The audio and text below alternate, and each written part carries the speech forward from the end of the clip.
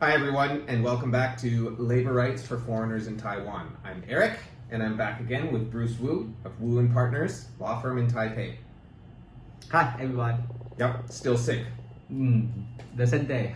Same day, okay. The same dress. Oh yes, of course, okay. I thought that was our secret. But... Yeah. So what are we talking about now? Now we want to discuss about, I think many foreigners in Taiwan, the first thing is they need to live, right? They need to get a place to live. Yeah. So sometimes they need to discuss with their landlord. Sure. So we want to discuss the tenant's right. Yeah, tenants' rights, rental agreements for housing in Taiwan. Okay, so we're shifting gears away from traffic accidents. We're going to talk about what you might need to know if you're going to rent a house in Taipei or anywhere in Taiwan, really. Yes. Okay, so number one, download a contract from the government website. So this is what, the Ministry of the Interior? Yes, we will try to find the English version. But, okay, so you can look for a link below. We'll link to the Chinese version, and we're going to try to track down an English version. So if we do, then that will be also in the description below.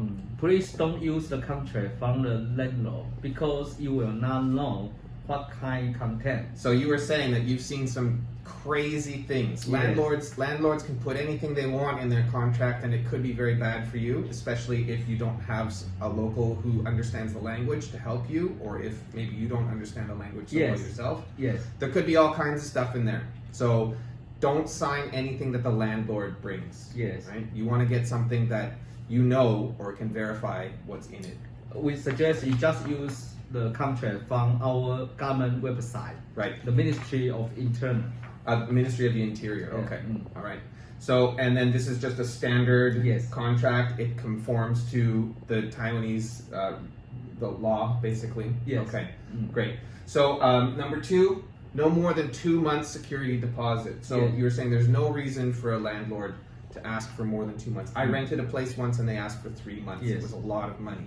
Now our government we got a regulation. We suggest the landlord should not take more than 2 months for the deposit. Yeah, so that's like a security deposit. But you were saying that in the event that you can't pay your rent or some other reason you're not able to pay rent, the landlord can deduct your rental fees from that security deposit. Yes, you got it right. Yeah, so what were you saying? Something about 4 months.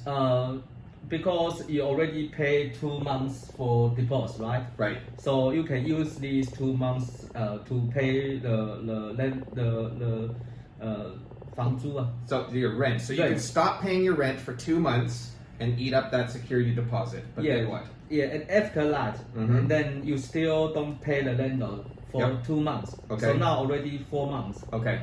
The landlord, he got a right to terminate the contract. Okay, so you can be evicted after 4 months. So what that means is 2 months will eat into your security deposit. If you still can't pay your rent for 2 more months, at that point the landlord can evict you. Yes. Okay. Right. So, and then once you've signed a contract, what do we need to know? You've signed a contract. It's a good one. It came from the Ministry of the Interior. Okay. What next? You should know how to terminate your contract. Or sometimes in Taiwan, it's very usual to happen. Sometimes you are a good tenant. Yep. So when the day already come. Yep. But the landlord she didn't make a new contract with you. Okay. So you're talking about this implied contract, right? So when your contract is finished, okay, the date has already passed, and you've been a good tenant, and the landlord says, oh, well, we can just go month to month from now on. Yeah. Okay? So what does this mean? Yes. So on the other way, if one day you are the landlord, it happen because sometimes you may rent a place and you rent to the other foreigner, your classmate, you got a new mate. Please remember, every time make a new contract. Don't make it become an implied contract. Okay, so this was really important because this implied contract, tenants get all sorts of rights, and it's very, very, very difficult for a landlord to evict a tenant that is on an implied contract. Okay, so as a landlord, you want to make sure you always have a paper written contract with your tenant. Yes. Okay?